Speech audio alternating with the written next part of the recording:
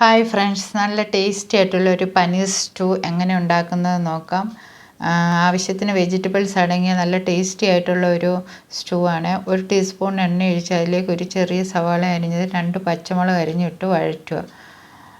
തക്കാളിക്ക് 1/2 cup, carrot 1/2 cup, potato 1/2 cup, green peas 1/2 cup ചെറിയ പീസായിട്ട് അരിഞ്ഞ, ആവശ്യത്തിന് ഉപ്പും 1 ടീസ്പൂൺ മസാല, ഗരം മസാലയല്ല, മറ്റേ നമ്മൾ സ്റ്റൂവിന് പൊടിച്ച മസാല 1 ടീസ്പൂൺ, 1.5 ടീസ്പൂൺ കുരുമുളക് പൊടി ഇട്ട് നല്ലതുപോലെ വേവിച്ചെടുക്കുക. അതിലേക്ക് ഒരു 7 8 കാഷ്യൂ 1/2 കപ്പ് വെള്ളം ഒഴിച്ച് അരച്ചത് ഇട്ട് നല്ലതുപോലെ കുറുകുന്നത് വരെ ഇളക്കുക.